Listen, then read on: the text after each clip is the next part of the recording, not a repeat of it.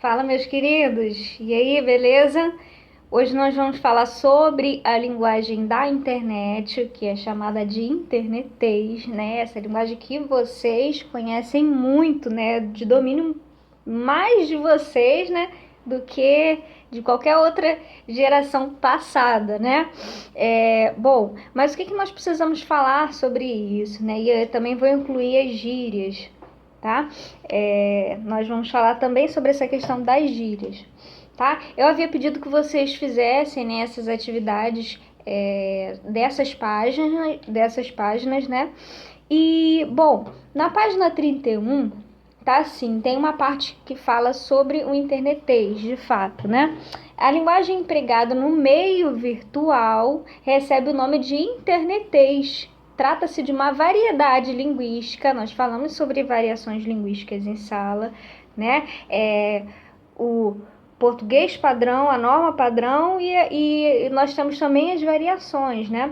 As variações da língua que são características da fala, que são linguagens também consideradas linguagens coloquiais, as linguagens descuidadas, também chamada de linguagem informal, né? E por que isso acontece, né? Ele vai dando continuidade à definição de internetês. Que pode ser, né, variedade linguística que pode ser utilizada em situações informais, certo? De comunicação em blogs, redes sociais, aplicativos de smartphone e também mensagens de texto em celular. Então, o internetês, né, essa linguagem da internet, a gente pode perceber, né, que ela é próxima, guardem bem essas informações, tá? Ela é uma linguagem próxima da oralidade e sendo próxima da oralidade, o que a gente vai ter aqui, né? A linguagem informal, certo? A linguagem informal, que é aquela linguagem, o que a gente vai encontrar na linguagem informal, né? Desvios da norma, tá? Abreviações, né? A gente vai encontrar o encurtamento dessas palavras, tá? Se você for mandar, você vai mandar uma mensagem de WhatsApp para o seu amigo, por exemplo. Você fala, e aí, beleza, né? Esse beleza a gente encurta, né? Vocês usam muito isso, eu uso também, né? O beleza, o você, essas expressões, né, que a gente usa, né? O beijo, né, BJ. Então essas expressões que a gente usa, essas palavras, esse encurtamento dessas palavras, né, por que que a gente usa muito esses recursos, né? Justamente porque são mensagens rápidas, mensagens instantâneas, né? E ao passo que na verdade, quando a gente está conversando, né, a gente também fala de uma maneira mais rápida, mais ágil, né? Bom, a escrita também, né, sendo uma linguagem oral, mais próxima da oralidade, sendo uma linguagem informal que a gente vai encontrar, né, nesse internetês, nessa linguagem da internet. Bom, a gente vai encontrar também, né, isso é fundamental que vocês prestem atenção, que é a escrita menos monitorada, ou seja, o espaço, né, onde esse tipo de conversa, esse tipo de comunicação é criado, né, feito, essa interação, né, por meio da internet, ela é menos monitorada porque não é um espaço de concretização de uma linguagem formal, tá? O que eu quero dizer com isso, né, professora? O que a senhora quer dizer com isso, com essa linguagem menos monitorada? Não tem, como é que eu posso dizer? Não tem a obrigação de obedecer às normas, a norma padrão, né? Não tem a obrigação de receber a norma padrão, justamente porque é um espaço ali de comunicação rápida, de comunicação mais distanciada, vamos dizer assim, da linguagem formal, né? Lembra que eu falei que o gênero, tá? Os gêneros também vão determinar o tipo de linguagem, né, que a gente vai usar, tá bom? Se a gente for, por exemplo, lembra que eu falei das cartas, né? Da carta comercial e da carta pessoal. o que vai determinar a minha linguagem, o uso da minha linguagem? Tá? Na carta comercial, por exemplo, né, é um gênero, tá, específico, que o nome já está dizendo, é comercial. Então, é algo que você que vai usar no ambiente profissional, no ambiente de trabalho.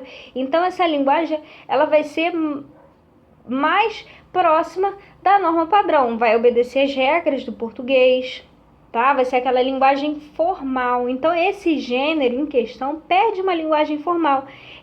A redação escolar, ela pede uma linguagem formal. Ao passo que, por exemplo, numa HQ, numa história em quadrinhos, né? Já que você está utilizando falas de personagens em momentos reais, né? Você vai utilizar a linguagem ali, a escrita, né? De uma maneira mais informal, vamos dizer assim, né? Se a pessoa está falando, né? Ela não vai falar com um amigo ou com um conhecido, aquela linguagem obedecendo todas as regras, vamos dizer assim, né? Então, o gênero em questão vai determinar o tipo de linguagem que vai ser usado e a comunicação também, o ambiente de comunicação, as pessoas do discurso, né? As pessoas com quem as pessoas estão num diálogo ali travado, né? Também.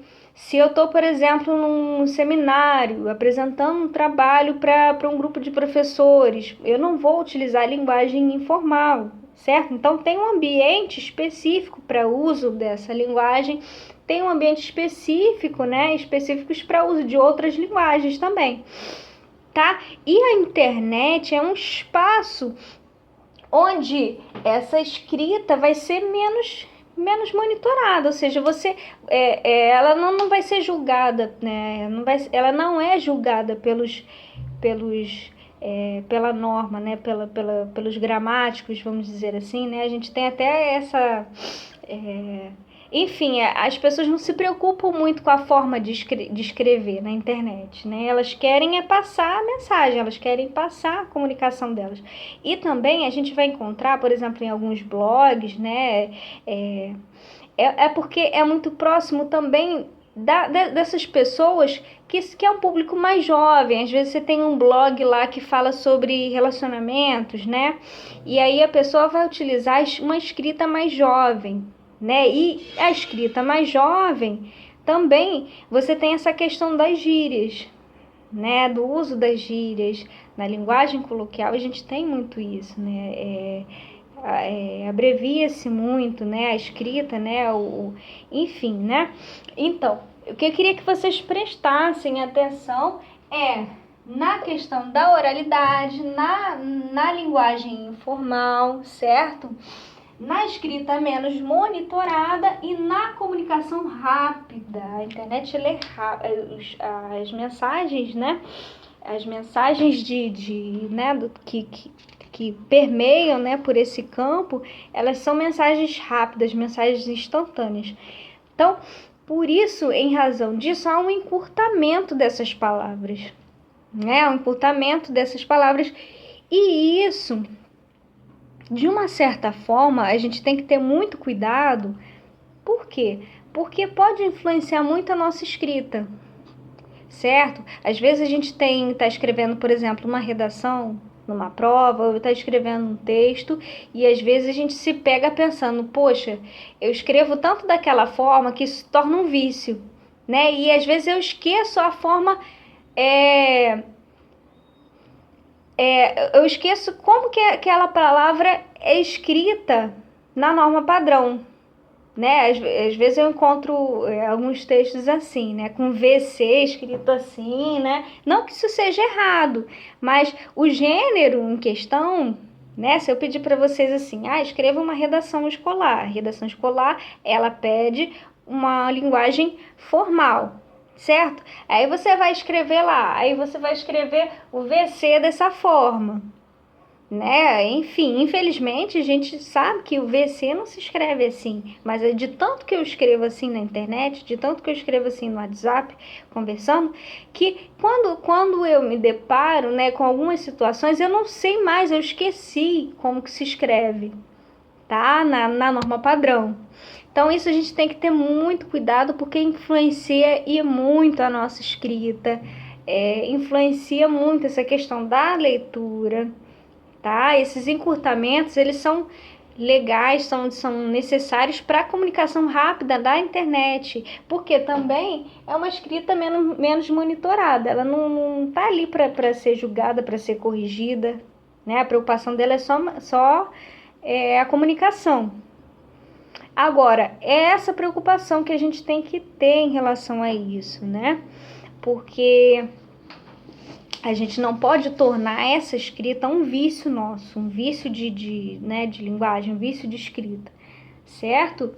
Bom, tem também, né, essa questão das gírias, que eu queria falar para vocês, né? Na página 33 do livro, está dizendo assim: as palavras ou expressões presentes, né, no registro de determinado grupo social e usadas em contextos informais, olha só, de comunicação, são chamadas de gírias.